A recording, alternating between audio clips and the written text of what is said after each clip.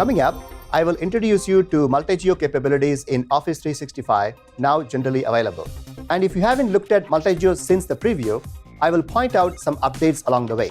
If you are a multinational organization, Multi Geo in Office 365 is designed to help you to control where your data resides at a per user level, based on your global data location and compliance needs. It means that you no longer need to stand up SharePoint, mail, and file servers on premises in specific regions around the world, and you can comfortably move to the cloud, pinpointing where each user and their data will reside geographically. Equally, if you are already in the cloud, you can flexibly move users and their data across the geos, all within a single global tenant, and set policies for security and compliance at a global or regional level. For your users, this also means less information silos. Because everything is in a single tenant, your users get a unified set of experiences, from file sharing to unified search and easy access from mobile devices as well. Let me start by showing you how easy it is to extend your Office 365 tenant to multiple data locations in 2 simple steps. Here we are setting up Multi Geo for OneDrive. As you can see in this global map, you can choose your satellite data locations from the list of supported geos. A geolocation can be a region or a country. And we are continually extending our coverage as we expand our data center footprint for Office 365. If you would like more detail on our data center locations, you can learn more at the link shown and drill down into the actual data center locations. Here, I will choose Asia Pacific. And if I scroll, you will see these 4 services are available. Now let's dive into adding a satellite geo to your tenant.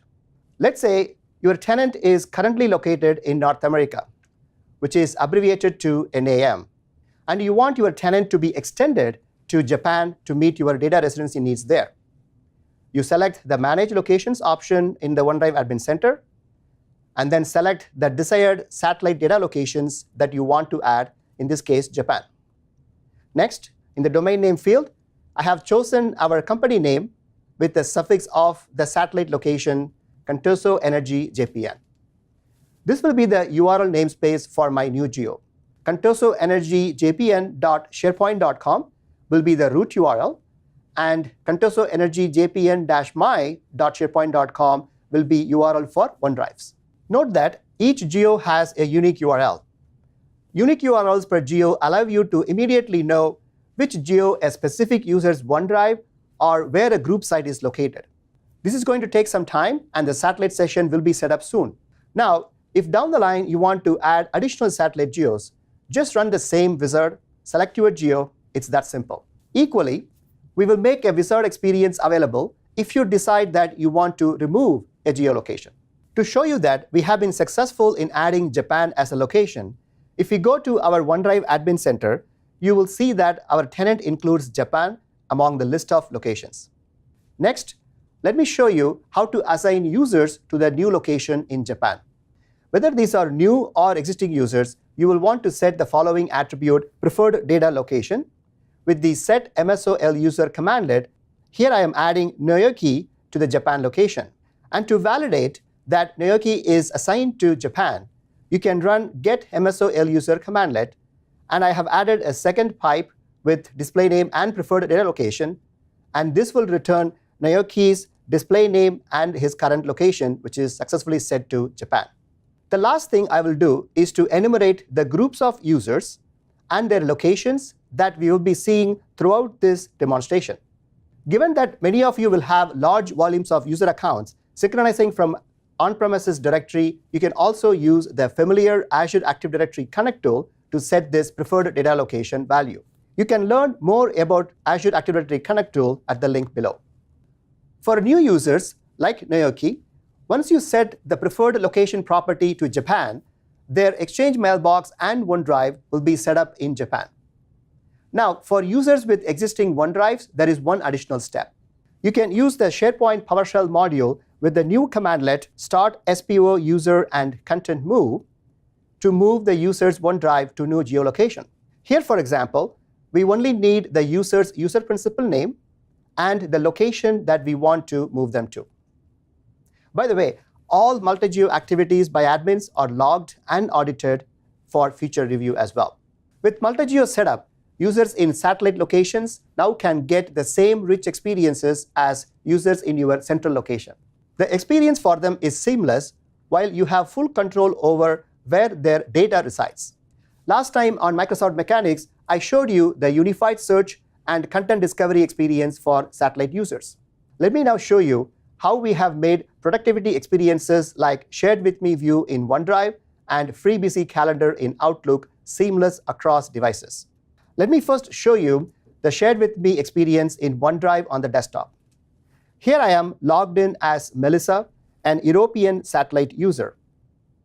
I have got all my OneDrive files, and I can see all the files shared with me by my colleagues from around the world.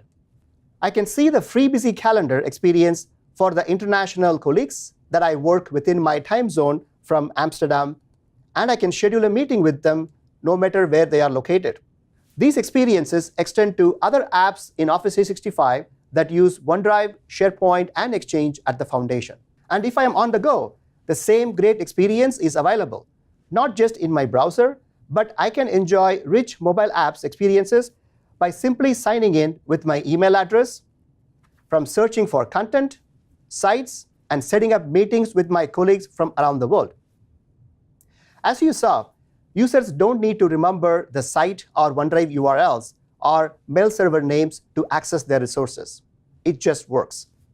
And as an admin, you can also apply site-specific policies to protect users and their information.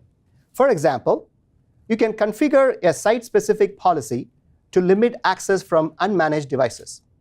Here I have picked a specific site used by the legal team in Europe, and I want to check the conditional access policy.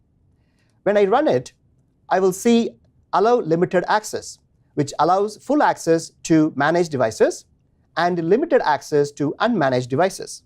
Now, as Melissa, when I browse to the same European legal site from an unmanaged device, like a kiosk or my personal computer, I am informed that my experience is limited with no option to download, print, and sync from this device. So this leads to the last thing that I want to show you, the admin management experience. Let me show you what the management experience is like for a multi-geo tenant. Each geo will have its own URL, as you can see here indicated by APC for Asia Pacific. Each geo also has its own OneDrive Admin Center, which we are in now, and a SharePoint Admin Center. This way, you can manage the OneDrives and sites in that particular geo. As a global admin, multi-geo satellite user licenses are managed from the single Office 365 admin portal. Equally, you can configure data loss prevention policies tailored for specific OneDrives or sites through the Security and Compliance Center. For example, here is the US Financial Data Loss Prevention Policy, configured for specific users and specific sites in Central North America location. Lastly, eDiscovery Manager roles can also be configured, defined by geo, through the Security and Compliance Center. So, that was a quick introduction inclusive of the latest updates to multi-geo capabilities in Office 365. Exchange and OneDrive Multi-Geo is generally available now. To learn more, check out the link below and contact your Microsoft account team. Thanks for watching.